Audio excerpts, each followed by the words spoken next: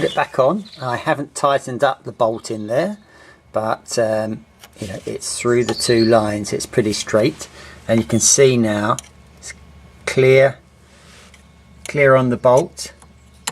The nut, I cannot get that down there, that is still touching the shock absorber, and the casting, it feels like it's still touching as well. So when I'm driving this car, the wheels will be a lot higher than that. That is only if you were to jack the car up. So these will be more like up here because they'll be horizontal when you're driving the car.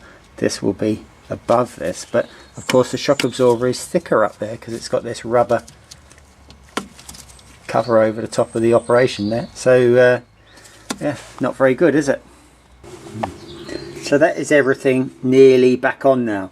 I have got the new springs, which are uprated 480-pound springs in there, so it's got a slightly thicker coil, and it's also reduced in height by 1 inch, so that reduces the ride height of the front.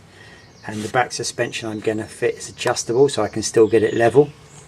I've got the shock absorber on, I'm just going to tighten that up, and I'm just tightening down top of these. It's just a case really of taking any play out on these polyurethane bushes and getting enough stud to put the second lock nut on. Then I'm going to put a new flexi on here and a new brake caliper.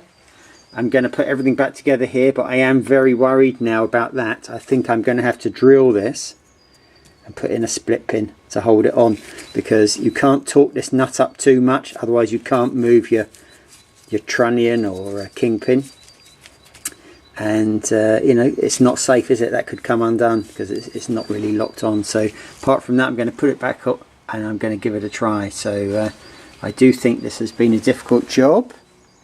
If you want to try it yourself, then you know, feel free. It's £1,000 upgrade to the front suspension to put this shock absorber in here. You know, it includes the top mount, so you get 2 of these top mounts, 2 of these little brackets here, and 2 of these shock absorbers, and a bag of bolts. That's £1,000. So it's quite a pricey undertaking, and I personally feel I've created a little bit of a maintenance nightmare under here because everything is so tight. You know, if I want to change the springs, if I need to, I'm worried that when I jack up the car, everything is going to hit onto the shock absorber. It's probably going to cause damage. If I go over bumps on my rally, I'm worried if the same thing will happen. We've removed the bump stops off the suspension and ground away that flange, so they can't be put back. I'm a little bit worried about that as well, you know, for rallying. It's okay for road use where you never really do anything like that. So I'm going to have to suck that and see, find out how it goes. I was looking for simple installation and a great improvement in the suspension in this car, so that's why I went this route. I'll let you make your own mind up on whether this is for you, and maybe I'll give you a review once I've adjusted the suspension to see how it all works out. Many thanks for watching.